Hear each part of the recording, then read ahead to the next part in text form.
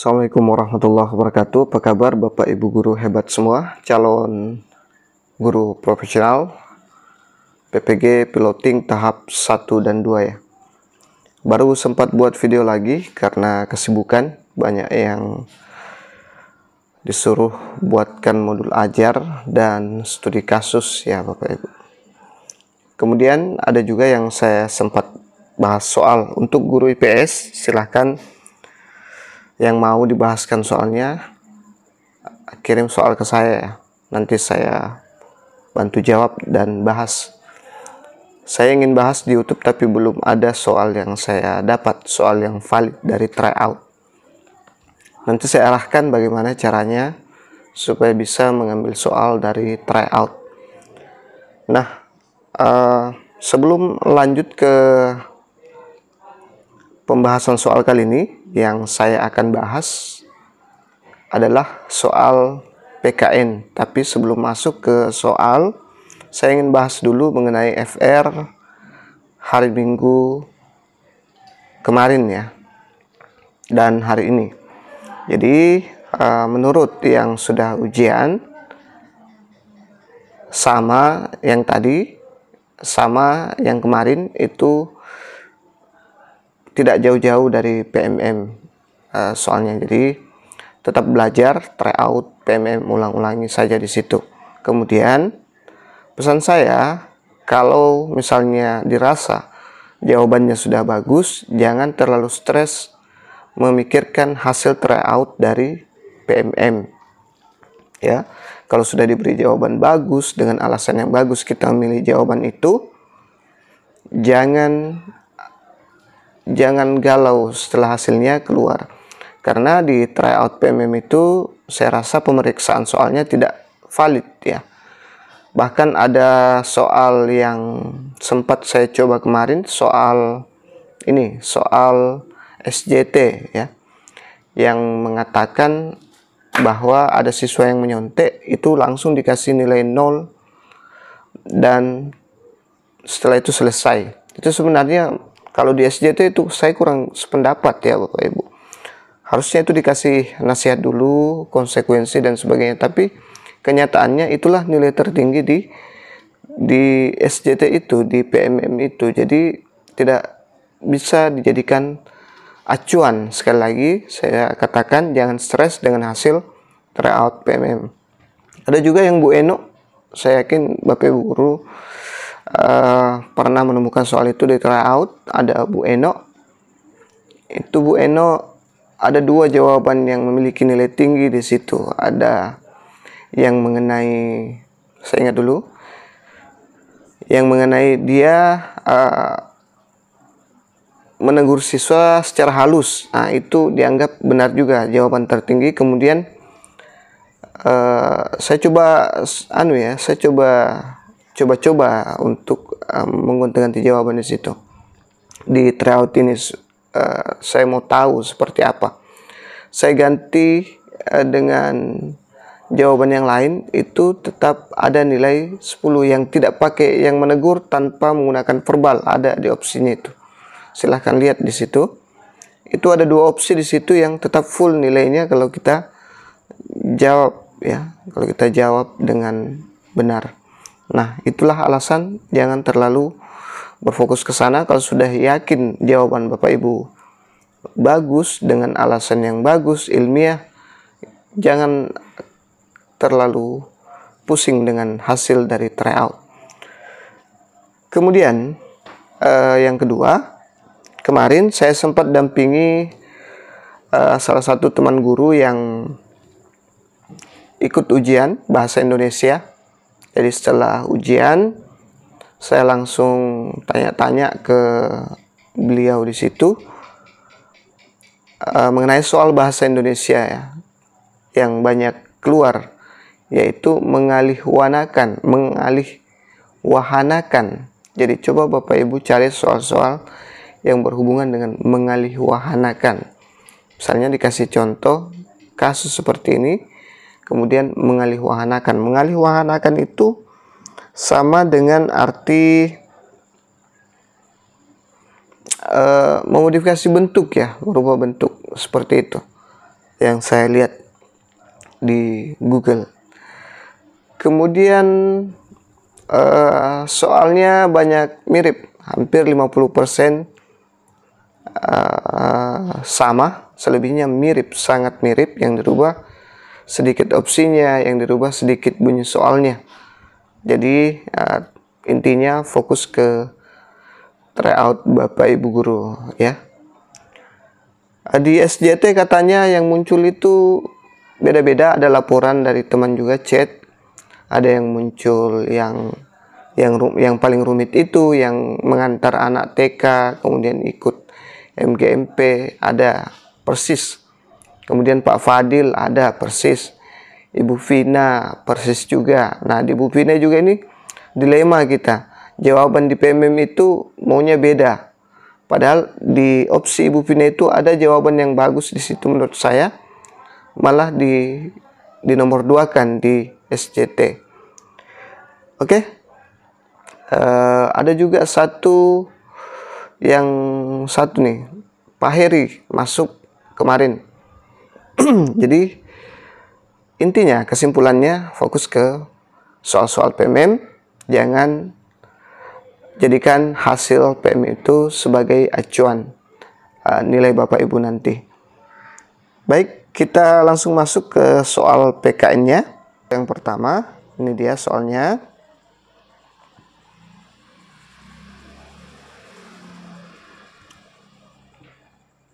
Di sebuah kelas PKN, pada awal proses pembelajaran, siswa-siswa tampak belum siap belajar. Sebagian siswa masih berbicara dengan teman sebangkunya. Ada yang bermain dengan alat tulisnya dan beberapa bahkan masih sibuk dengan handphone mereka. Guru menyadari bahwa situasi ini tidak kondusif untuk pembelajaran yang efektif. Sebagai seorang guru, tindakan yang paling tepat untuk menciptakan suasana belajar yang aman dan nyaman. A. Guru mengabaikan perilaku siswa yang tidak siap belajar dan langsung memulai pelajaran untuk menghemat waktu. B. Jadi di opsi nanti ini ada ABC yang bayang-bayang tulisannya, tidak terlalu jelas ya. Ini kalau di tryout dia hanya polos seperti ini.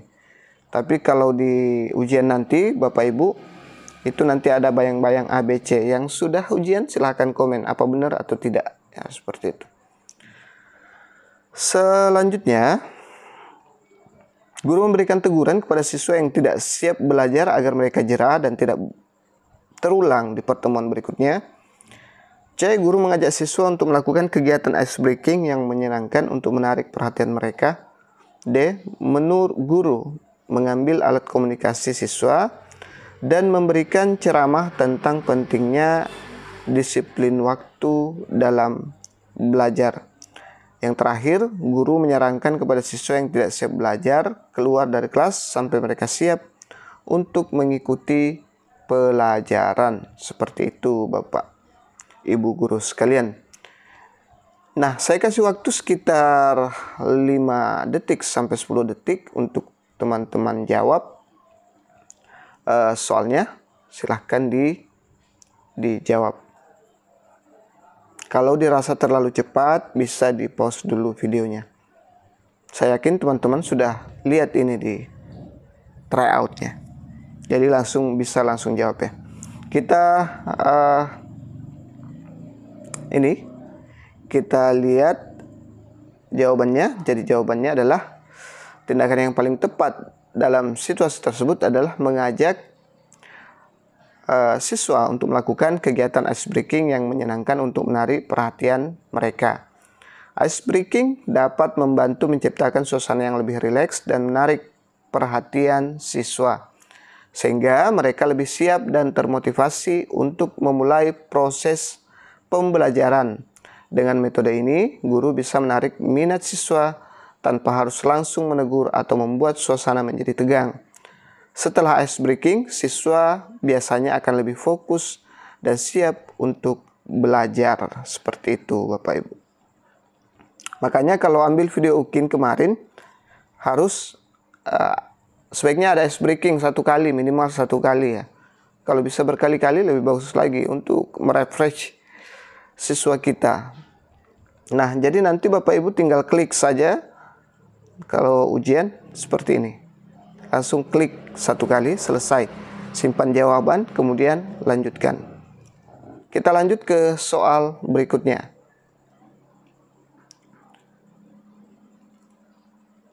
Seorang guru memutuskan untuk mengatur kelas dalam bentuk setengah lingkaran.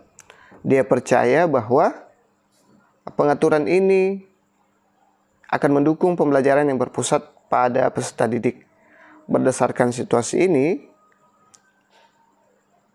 adalah hasil analisis kelebihan dari pengaturan kelas bentuk setengah lingkaran untuk mendukung pembelajaran yang berpusat pada peserta didik.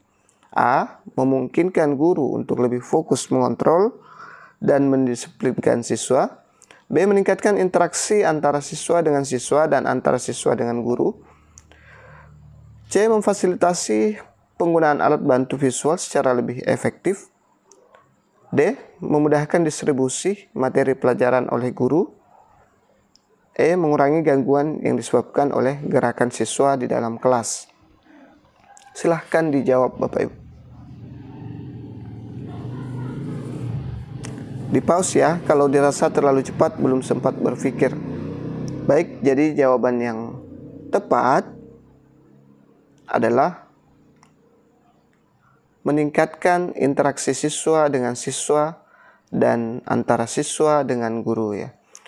Berdasarkan situasi ini, hasil analisis yang paling relevan dengan pengaturan kelas dalam bentuk setengah lingkaran untuk mendukung pembelajaran yang berpusat pada peserta didik adalah meningkatkan interaksi siswa antara siswa dengan siswa dan antara siswa dengan guru. Pengaturan setengah lingkaran memungkinkan semua siswa bisa saling melihat satu sama lain, serta melihat guru dengan lebih mudah. Hal ini mendorong komunikasi dua arah, diskusi, dan interaksi yang lebih aktif antara siswa serta guru, yang merupakan inti dari pembelajaran yang berpusat pada peserta didik. Zaman sekarang itu harus berpusat pada peserta didik, bukan hanya gurunya yang sibuk ya sendiri. Jadi kita klik lagi yang mana tadi? Yang opsi B ya. Kita lanjut, simpan jawaban dan soal selanjutnya. Nah, ini dia opsi pilihan ganda kompleks. Di sini banyak juga guru yang keliru, bahkan yang pesan soal pun banyak yang belum paham harus diapakan ini. Ya, Bapak Ibu. Jadi ini harus diperhatikan ya instruksi soalnya. Pilihan jawaban yang benar dengan memberi tanda centang. Dengan memberi tanda centang itu, Bapak Ibu tinggal klik-klik saja opsi yang ada di sini. Dan banyak juga Bapak Ibu guru yang hanya mengklik, ini real ya, ini FR. Banyak Bapak Ibu guru yang hanya klik satu opsi saja. Dia tidak memilih lebih dari satu opsi. Semua seperti itu. Katanya sampai selesai dia milih cuman klik satu opsi saja. Sama juga yang pesan kemarin beberapa orang Bapak Ibu.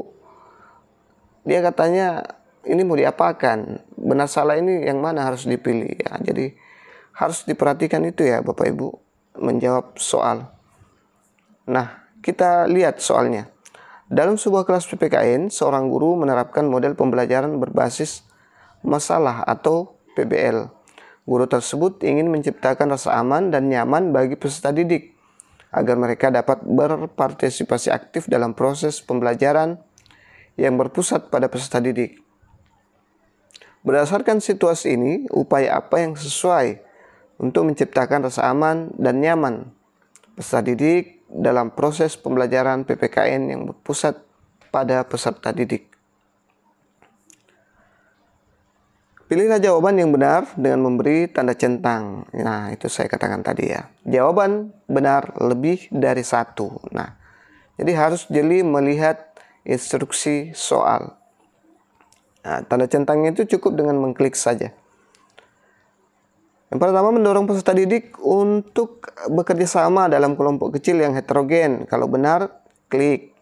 Kemudian, memberikan kebebasan penuh kepada peserta didik untuk memilih topik yang akan dipelajari tanpa bimbingan guru. Kalau tidak dianggap salah, jangan diklik. Selanjutnya, menyediakan, anggap saja ini benar ya, ini hanya contoh. Oke, menyediakan dukungan emosional dan motivasi kepada peserta didik dalam proses pembelajaran. Oke, kita anggap ini benar, kita klik. Ya, tindis 1 kali, seperti itu ya. Mengatur lingkungan kelas agar kondusif dengan pengaturan tempat duduk yang fleksibel dan nyaman. Kita anggap benar, kita klik lagi. Membatasi interaksi antar peserta didik untuk menghindari gangguan. Kita anggap salah, kita tidak usah klik. Seperti itu saja. Baik, silahkan dijawab Bapak Ibu Guru. Ini hanya contoh ya. Sekali lagi, yang ingin pesan studi kasus dan soal pembahasan ini, bisa pesan ya. Bisa chat saya, di video saya ada nomornya. Banyak lagi yang bertanya, Pak nomornya yang komentar, padahal sudah disimpan di video. Kemudian sudah disimpan di deskripsi video juga, di komentar juga. Ya, nomor saya sudah terlalu banyak ya. Kita lihat ini. Pembelajaran PPKN yang berpusat pada peserta didik adalah yang pertama, opsi pertama mendorong peserta didik untuk bekerja sama dalam kelompok kecil yang heterogen. Benar ya? Ini benar. Berarti kita benar di sini tadi yang klik. Kemudian yang kedua, menyediakan dukungan emosional dan motivasi kepada peserta didik selama proses pembelajaran. Kita lihat. Iya. Oh ya, kita tadi benar di sini ya. Kita centang. Kemudian mengatur lingkungan kelas agar kondusif dengan pengaturan tempat duduk yang fleksibel dan nyaman. Kita lihat, ya kita juga benar di sini. Kemudian yang lain tidak perlu kita klik, seperti itu. Mudah-mudahan sebentar ada jawaban benar salah, saya perlihatkan cara jawabnya juga ya. Banyak yang bingung mau diapakan. Oke.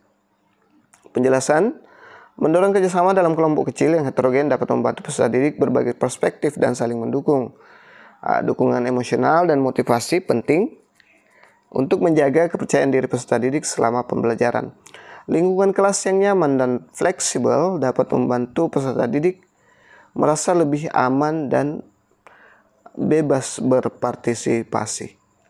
Kita lanjut ke soal berikutnya. Jangan lupa subscribe, like, dan share, biar lebih banyak manfaat. Nah, sama dengan soal yang tadi, pilihan ganda kompleks. Seorang guru SMA merancang pembelajaran PPKN terkait materi tentang hak dan asasi manusia, HAM, dengan tujuan agar siswa dapat memahami dan menerapkan konsep HAM dalam kehidupan sehari-hari. Berdasarkan situasi ini, tentukan 3 langkah terstruktur dan berurutan yang sesuai untuk mencapai tujuan pembelajaran HAM tersebut. Pilihlah jawaban yang benar dengan memberi tanda centang. Ya. Saya kira Bapak Ibu sudah paham ya. Saya sudah jelaskan. Jawaban benar lebih dari 1. Kita lihat, memulai pembelajaran dengan memberikan kuliah tentang konsep dasar dan sejarah HAM, mengadakan debat kelas tentang isu-isu HAM yang kontroversial di dunia saat ini, meminta siswa untuk mengidentifikasi dan meneliti kasus-kasus pelanggaran HAM di lingkungan sekitar mereka, menyuruh siswa membuat proyek kelompok yang menawarkan solusi untuk mengatasi isu-isu HAM, mengadakan ujian tertulis di akhir semester untuk mengukur pemahaman siswa tentang HAM. Jawab dulu. Silahkan klik-klik atau centang-centang yang mana menurut Bapak Ibu Guru benar, dan tidak usah dicentang kalau tidak benar pernyataannya. Baik, kita lanjut ke pembahasan soalnya. Ini dia, agar siswa memahami dan menerapkan konsep HAM dalam kehidupan sehari-hari. 1. Memulai pembelajaran dengan memberikan kuliah tentang konsep dasar dan sejarah HAM. Kita lihat yang mana. Oke, ini benar ya, centang. Kita klik saja. Kemudian yang kedua, meminta siswa untuk mengidentifikasi dan meneliti kasus-kasus pelanggaran HAM di lingkungan sekitar mereka. Meminta siswa mengidentifikasi, oke. Ini kita klik lagi, benar ya. Kemudian menyuruh siswa untuk membuat proyek kelompok yang menawarkan solusi untuk mengatasi isu-isu HAM. kita lihat tadi menawarkan solusi. Nah, ini ya, menyuruh siswa untuk membuat proyek kelompok yang menawarkan solusi. Jadi ini ketiga jawaban yang benar, yang lainnya salah, tidak perlu diklik, dicentang. Penjelasan memberikan kuliah tentang konsep dasar dan sejarah HAM, membantu membangun fondasi pengetahuan siswa, meneliti kasus-kasus pelanggaran HAM di lingkungan sekitar, membantu siswa mengaitkan teori dengan realitas sehari-hari. Kemudian, proyek kelompok yang menawarkan solusi mendorong siswa untuk menerapkan pemahaman mereka secara praktis dalam kehidupan nyata. Baik, kita lanjut ke soal berikutnya. Masih soal pilihan ganda kompleks.